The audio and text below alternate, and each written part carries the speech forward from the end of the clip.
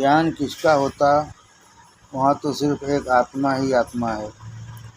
यह 3 नतीजे आमद किए गए हैं। पहला, जागृत अवस्था में आत्मा ही सुख लेने वाला, इंद्रियों से जुदा रहने वाला है। दूसरा, स्वप्न अवस्था में आत्मा ही महज अपने ख्याल से सुखों का सामान पैदा करने वाला, सभी से न्यारा है। तीसरी और आखिरी हालत में, सुषुप्ति में, आत्मा ही सुख स्वरूप है और सुख वगैरह है। सवाल था कि सुख किसमें है? जवाब दिया गया कि सुख खुद तुझमें और तुम्हारी आत्मा में है और तुम खुद सुख स्वरूप हो। इंसान का ताल्लुक इस जिस्म रूह की धार के वसीला में सिर्फ हालत जागृत में है। इंसान का ताल्लुक इस जिस्म रूह की धार के वसीला में सिर्फ हालत जागृत में है, क्योंकि अगर बीमारी, जख्म और फिक्र की वजह से किसी को तकलीफ है तो वहाँ वह नींद की हालत में गया। क्योंकि अगर बीमारी, जख्म और फिक्र की वजह से किसी को तकलीफ है तो वहाँ वह नींद की हालत में गया। वहाँ रंज, काफूर और दर्द, फिक्र वगैरह नष्ट हो जाता है। और जहाँ पर नींद उचट जाती है वहाँ आह की सूरतें फिर सुनाई देती हैं। उससे एक नतीजा और जाना किया गया कि जागते की हालत में हमारी रूह का स्थान जिस्म में और जगह था। और यह निहायत अहम ज़रूरी बात है जो सबसे पहले अहले तरीक़त को जहन नशीन करना चाहिए। हमने ऊपर से स्पष्टीकरण 3 हालतों का किया है, मगर उनके सिवाय फुकरा कामिल माने परम संतों ने और हालतें भी बयान की हैं, जिनमें से एक तुरिया है जो सूफियों के यहाँ आलमे लाहत है। इन आलमे हालत है। इन हालतों में गुजरने से रूह पाकीज़ा और मल विक्षेप से पाक व साफ वगैरह हो जाती है। उसको तुरिया कहते हैं। और ज्ञानियों का चौथा पद यहाँ से शुरू होता है। अगर किसी में जीते जी ऐसी हालत आ जावे कि वह बाइख्तियार खुद जहाँ भी चाहे रूहानी हालत में अपने जिस्म के अंदर पैदा करे, तो उसको जो सुख नसीब होगा उसका अंदाज़ा दुनिया के किसी सुख से कम नहीं किया जा सकता। क्योंकि जिस सुषुप्ति का ऊपर जिक्र किया गया वह रूह की बहुत अच्छी हालत नहीं है।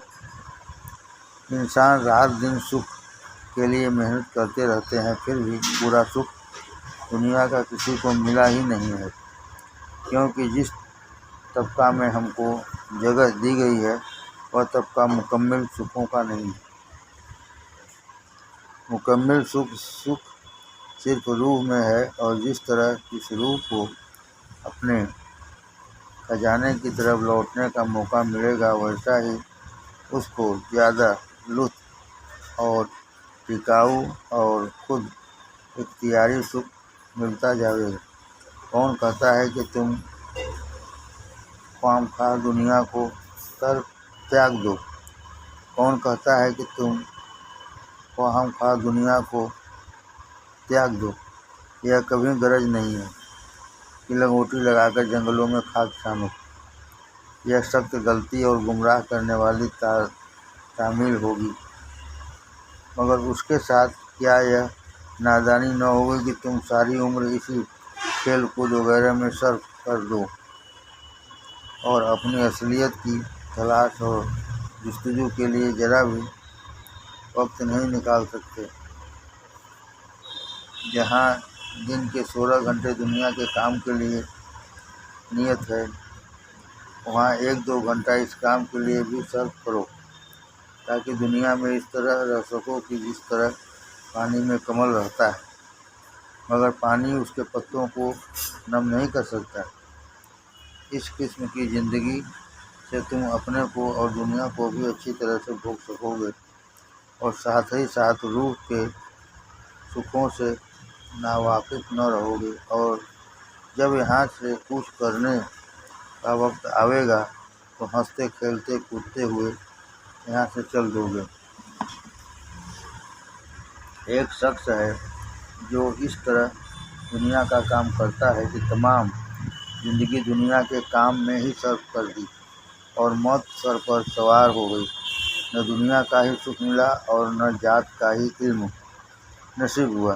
ایک دوسرا شخص ہے جو اس طرح دنیا کا کام کرتا ہے جیسے معمولی دنیا دار کرتے ہیں، مگر دل بیار و بدستکار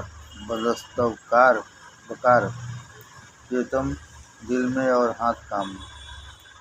دل بیار و بدست بکار، پریتم دل میں اور ہاتھ کام میں، اور مسئلے کا پابند تھا، دنیا کی اصلیت جانتا تھا اور ساتھ ہی اپنی ذات کا علم بھی رکھتا تھا اور نج بھنڈار میں پہنچنے کا خواہش مند تھا۔ کہو ان دونوں میں کون اچھا ہے؟ انسان کی ذات، انسان کی روح، انسان کا آتما تمام طاقتوں کا خزانہ ہے، مگر غلطی سے کوئی اس طرح رجوع نہیں ہوتا۔ اندریوں کے بھوگ ولاس میں ناحق عمریں ضائع ہو جاتی ہیں، پرکرتی کے غلافوں میں پھنسے رہ کر آزادی کی ہوس کرنا بیہودہ حرکت ہے۔ آزادی پرکرتی میں نہیں، آتما میں ہے۔ پرکرتی موت ہے، آتما زندگی ہے۔ نور اور پرکاش وغیرہ کو چھوڑ کر لوگ چھایا کے پیچھے دوڑتے ہیں، سایہ بھوت بن کر ان کو مار دیتا ہے، روتے چلاتے وغیرہ ہیں، مگر پھر سنے کون؟ جو کچھ کرو گے سامنے آئے گا۔ اس لیے اپنے سچے سکھوں کے متلاشیوں کو اگر سچ مچ اصلی سکھ کی خواہش ہے تو اپنے اندر گھسنے کی فکر کرو، اپنی آتما میں ہی اصلی سکھ تلاش کرو، روح کی مقامات کا علم حاصل کرو، سالک بنو، پھر تم سکھی بن جاؤ گے۔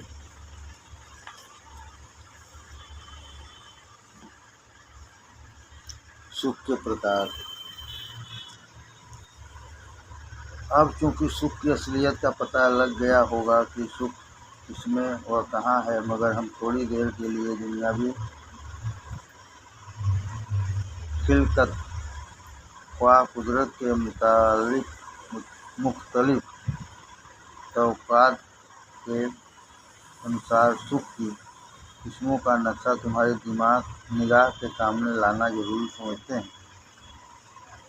ان سب سکھوں کو ہم 3 درجہ میں تقسیم کرتے ہیں: جسمی، دلی، عقلی۔ نچلے درجے کی رچنا میں جتنے جاندار ہیں ان کا سکھ جسم میں رہتا ہے۔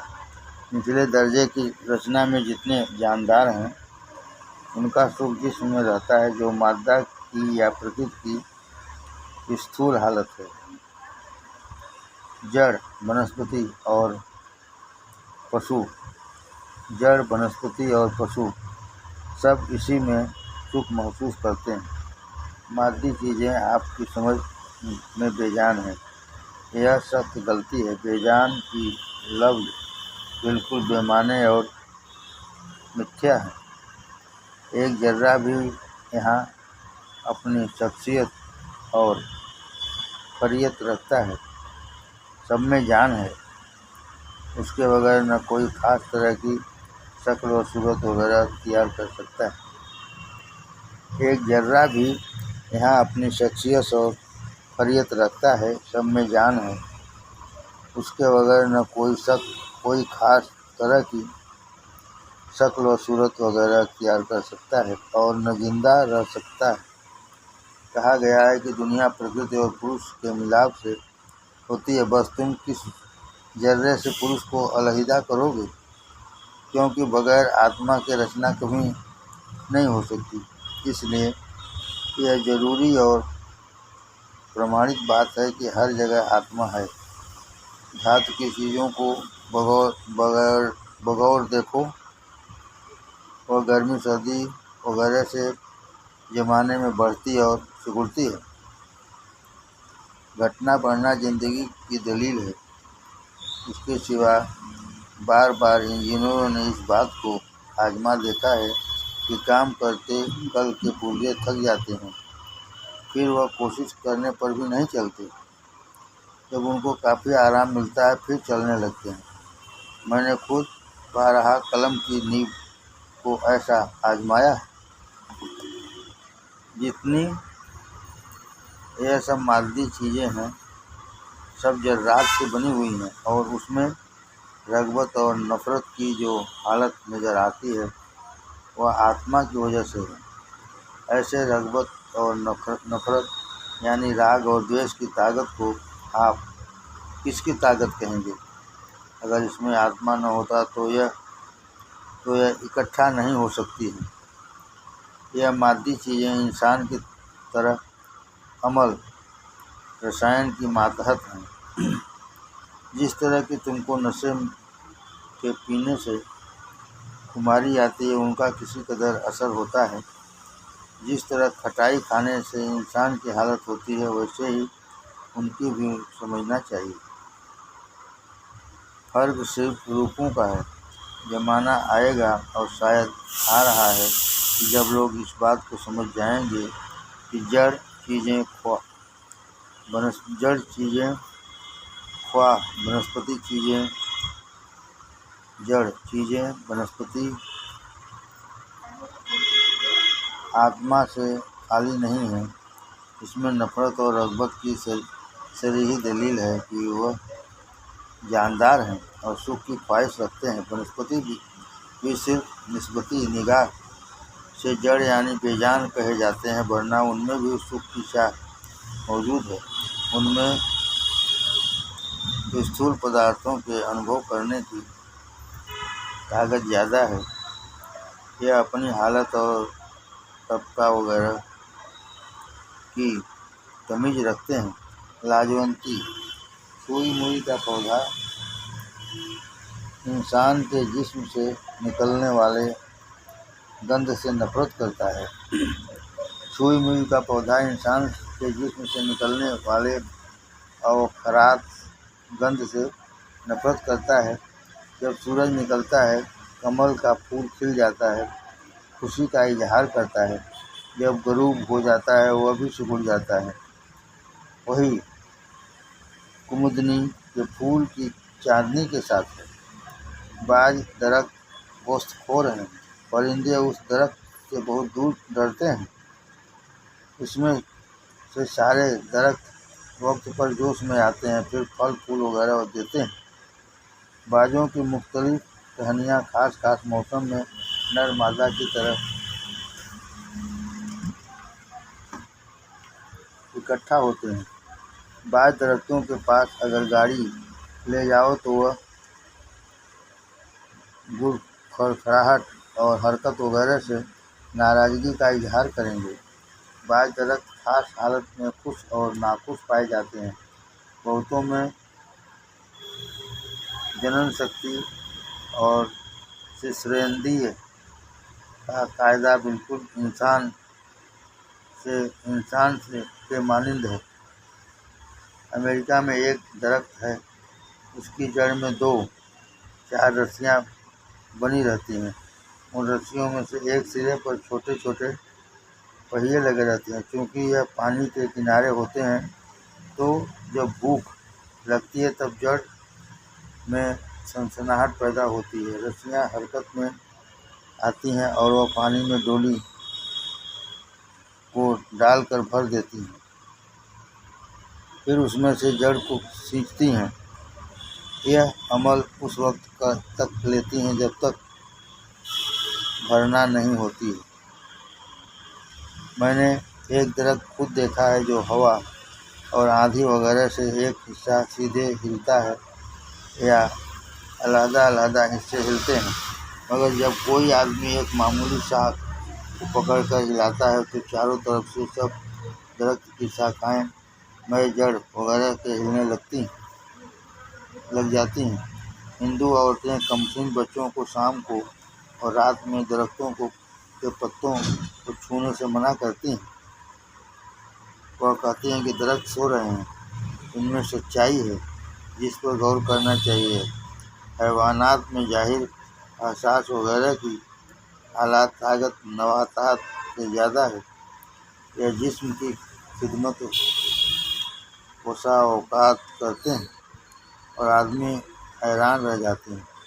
मुतज़क्किरा कुल ऊपर लिखे सदर मखलूक़ात का सुख उनके जिस्म में मुतल्लक है। सब जिस्मानी और नफ्सानी वगैरह सुखों के लिए ढूंढने वाले रहते हैं। जब कोई कुत्ता खाता हो तो तुम बगौर देखो कि वह किस कदर आनंद और सुख वगैरह महसूस करता है। कहा जाता है कि खाते वक्त कुत्ता को न मारो, उस वक्त उसके तमाम विचार खाने पर रहते हैं।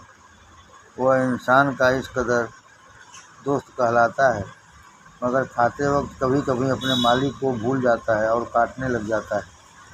खाने का मज़ा जैसा गोश्तखोर जानवरों को आता है वैसा कभी इंसान के लिए मुमकिन नहीं है।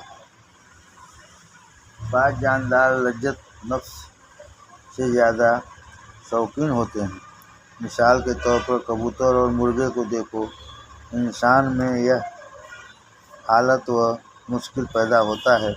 इसी तरह और भी जानवर मिलेंगे जो एक इंद्रिय के गुलाम हैं। भंवरा खुशबू का आशिक है, हाथी कुब्बत लाशिमा स्पर्श शक्ति के हाथों पीट चुका है, मछली को पेट के चारा की फिक्र रहती है, हिरण आवाज़ पर आशिक है, परवाने को रोशनी और रूह का चस्का है। यह जिस्मानी सुखों की व्याख्या है। इसके बाद दिली व अकली सुखों के दर्जे आते हैं।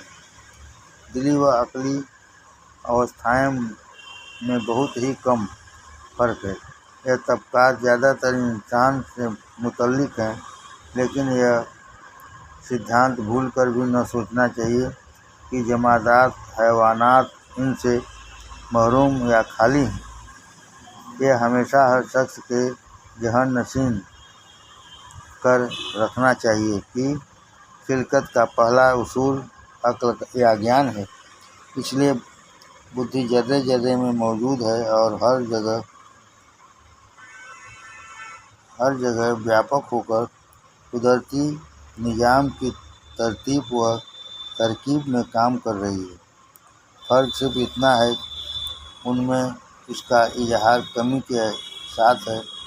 जिस्म, दिल, दिमाग यह तीनों आत्मा के ज़हूर के दर्जे हैं और इनमें जिस कदर सफाई और पाकीज़गी वगैरह आती जाएगी वैसे ही उसकी झलक की किरणें नज़र आएंगी।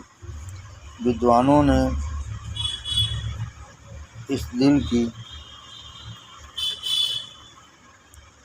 3 हालतें बयान की हैं: शुरू की, मध्यम, उत्तम। अदना दर्जा का दिल वह है जो सिफली तबक़ात में रहता है और बिला कुव्वते तमीज़ के अपना काम करता रहता है। उसके काम करने का रकबा बहुत ज़्यादा विस्तारित है। हैवानात इसी की मदद से काम करते हैं। तुम्हारे जिस्म की साख्त की पर्दाख्त हाजमा पूरे तौर पर अंदर ही है। अंदर ग़िज़ा की घुलना या पचना व खून की तक़सीम इसी मन के मुतल्लिक़ है। खाना खाते वक्त जो यह मालूम होता है कि खा रहे हैं, जहाँ हल्क के नीचे उतरा, फिर तो अमल होता है। اس سے بالکل ناواقفیت ہوتی ہے۔ حالانکہ کام یہ سب من ہی کر رہا ہے، مگر خبر نہیں۔ یہ سفلی طبقے من ہے۔ اس کا نام غالباً صوفیوں کے قلب گولاکار رکھا ہے۔ صوفیوں نے گولاکار رکھا ہے، جو دائرہ میں کام کرتا ہے۔ یہ نفس یہ پاپ کی اور پروت کرنے والا کے ماتحت ہے۔ اوسط مدھیم درجے کا من وہ ہے جو جانتا بوجھتا سوچتا سمجھتا ہے۔ تمام سنکلپ وکلپ کا تعلق اسی سے ہے۔ یہ انسان میں آ کر پیدا ہوتا ہے اور پسو پیش وغیرہ کا عادی ہے۔ جن لوگوں میں سنکلپ وکلپ وغیرہ زیادہ اٹھتے ہیں وہی لوگ زیادہ دکھی ہوتے ہیں۔ جن لوگوں میں سنکلپ وکلپ وغیرہ زیادہ اٹھتے ہیں وہی لوگ زیادہ دکھی ہیں، مگر وہ یہ ترقی کا جینا ہے۔ جب تک راجسی طبقہ سے گزر نہ ہوگا، ممکن نہیں کہ ساتوک طبقہ میں رسائی حاصل ہو۔ اس کو ایسی سختی جو غفلت کاموں میں کرنے سے ہمیں بچا کر رکھتی ہے کہتے ہیں۔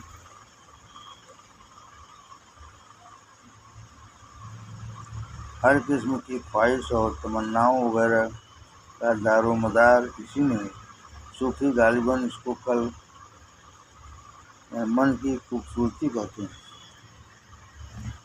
آتما اعلیٰ درجے کا دل وہ ہے کہ جو انسان کو روحانیت کے طبقہ میں پہنچاتا ہے۔ دنیا کے جتنے اخلاقی اصول، علم اور گیان کے بھنڈار ہیں، سب انسان کو اسی طبقہ سے نصیب ہوتے ہیں۔ اسی میں الہام و کشف وغیرہ ہوتا ہے۔ تنمیتا، محبیت، سمادھی اسی دل کو نصیب ہوتی ہے۔ اس کا نام ادھیاتم بعد میں کمل کے پتے کی اوستھا میں ہے، جو منووتی جس میں شانتی ملتی ہے کے ماتحت ہے۔ دل کے یہ تینوں طبقات کچھ اس طرح ملے جلے وغیرہ ہیں کہ معمولی انسان کے لیے ان کے درمیان خط تمیز کھینچنا نہایت مشکل ہے، مگر اس میں فرق ضرور ہے۔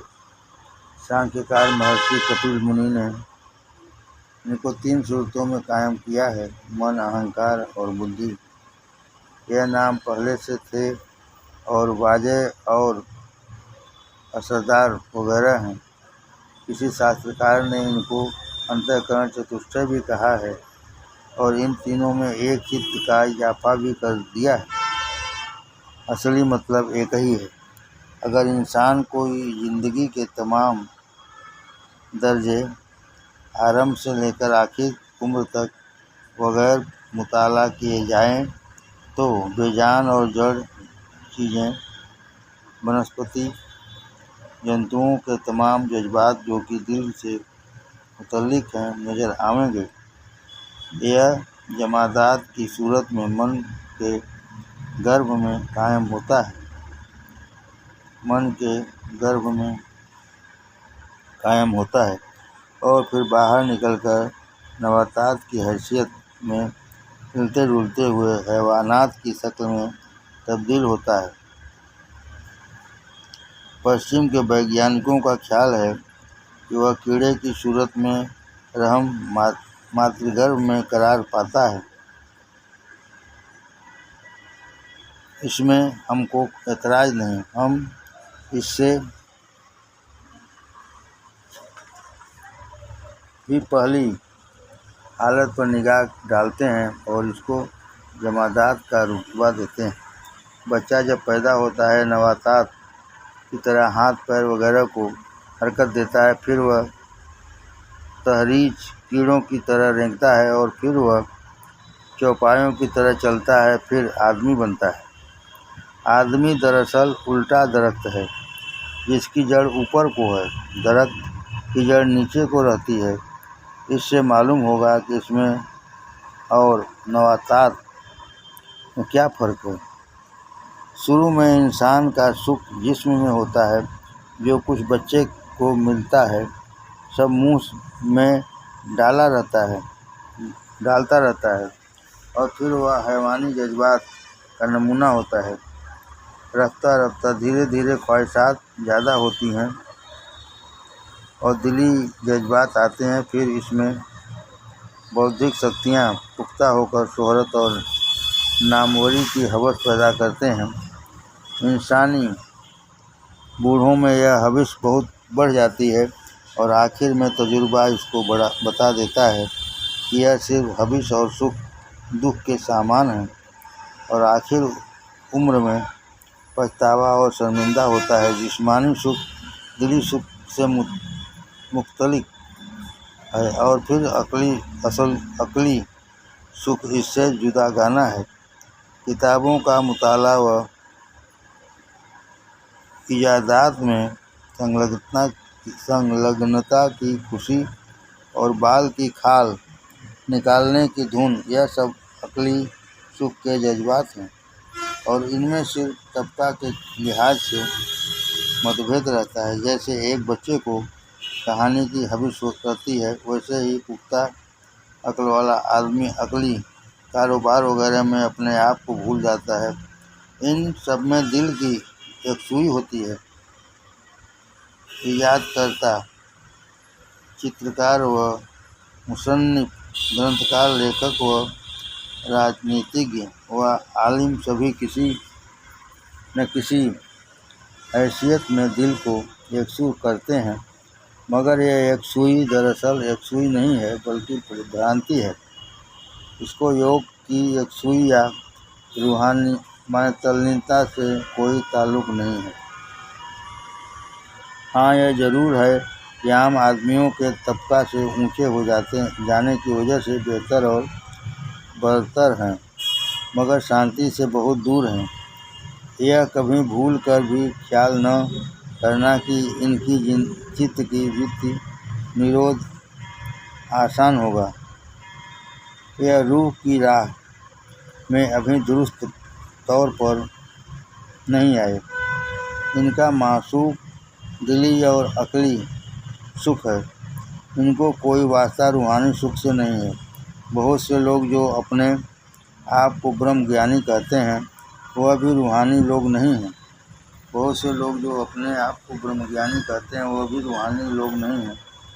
یہ ہزاروں باتیں بنائیں، بال کی کھال نکالیں، اپنے آپ کو برہم کہیں، مگر صرف عقلی طبقے کے لوگ ہیں۔ ان کو سنت لوگ واچک گیانی کہتے ہیں، اور ان کے ظاہری حالت سے صاف ظاہر ہے کہ یہ روح کی منزل میں حصہ محض ہیں۔